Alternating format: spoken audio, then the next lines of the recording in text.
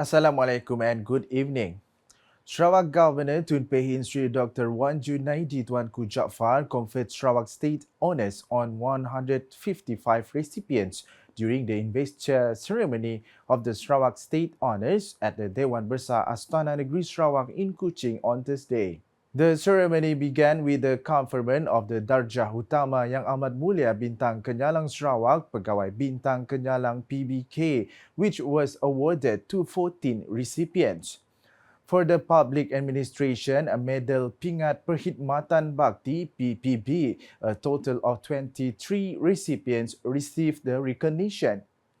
Meanwhile, the Darjah Yang Amat Mulia Bintang Sarawak Ahli Bintang Sarawak ABS was conferred on 15 recipients, while a total of 21 recipients received the Darjah Utama Yang Amat Mulia Bintang Kenyalang Sarawak Ahli Bintang Kenyalang ABK.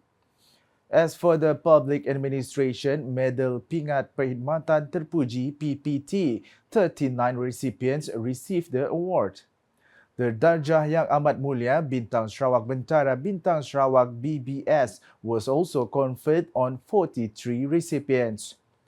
Tun Pehin Sri Dr. Wan Junaidi was accompanied by Toh Puan Datuk Patinggi Fauziah Muhammad Sanusi during the ceremony. Safe and resilient pipeline infrastructure that meets high standards and reliability is important in supporting Sarawak's energy transition in economic transformation. Sarawak Premier Datuk Patinggi Tan Sri Dr. Abang Abdul Rahman Zohari Tun Datuk Abang Openg said this requirement is becoming increasingly important as Sarawak enters a new phase of energy and industry-based development. He said this in a speech text read by Sarawak Deputy Premier Datuk Amar Professor Dr. Sim Kyo Hian at the opening ceremony of the Borneo Pipeline Conference 2026 here on Wednesday. According to Datuk Patinggi Abang Zohari, developments in Sarawak's energy sector, including the establishment of Petroleum Sarawak Berhad Petros, the development of the Sarawak Corridor of Renewable Energies Core, as well as the liquefied natural gas, hydroelectric and green hydrogen sectors require the support of robust pipeline infrastructure.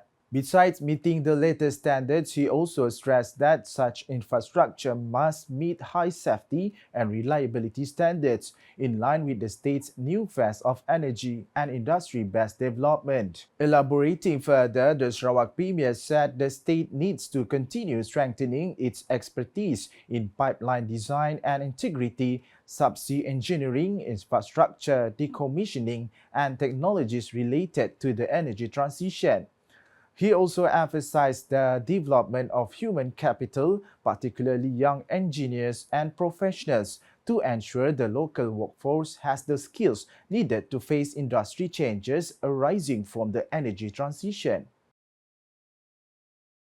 Petronas education-sponsored initiative is viewed as capable of providing a highly skilled workforce that Sarawak needs to realize its aspirations of achieving the status of developed and high-income state by 2030.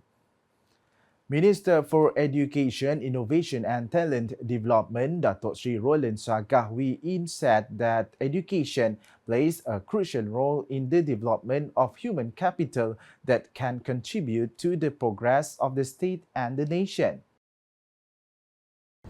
Dalam usaha kita untuk merealisasikan aspirasi di bawah PCDS 2030, iaitu untuk menjadi sebuah negeri maju berpendapatan tinggi yang makmur dan inklusif menjelang tahun 2030, kita memerlukan pertumbuhan ekonomi yang cukup, konsisten dan kemajuan teknologi yang pesat, malah turut memerlukan tenaga kerja yang berkemahiran tinggi, inovatif, serta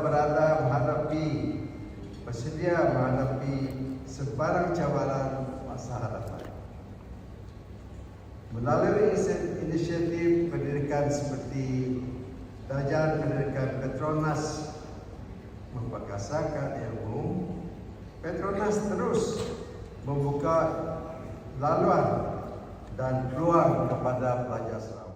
He said this during the Petronas Education Sponsorship Award Ceremony Empowering Sarawak Knowledge 2026 in Kuching on Wednesday. The ceremony was graced by the presence of the wife of the Sarawak Governor, Toh Puan Datuk Patinggi Fauziah Muhammad Sanusi, who also presented awards to the recipients of the sponsorship.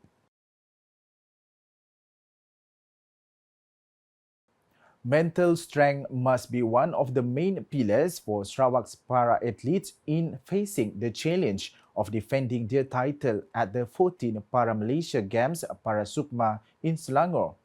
Minister for Women, Early Childhood and Community Wellbeing Development, Datuk Sri Fatimah Abdullah said, defending the championship would not be an easy task as Sarawak had now become one of the teams under the spotlight following its success in previous editions. According to her, the situation required athletes to be prepared not only physically in terms of stamina and strategy, but also to possess mental resilience in dealing with pressure and competing away from their home ground. Kekuatan mental itu juga sangat penting. So, macam mana kamu nak pastikan bahawa di dalam fikiran kamu ini, kamu bersedia untuk membuat terbaik, menghadapi apa saja cabarannya.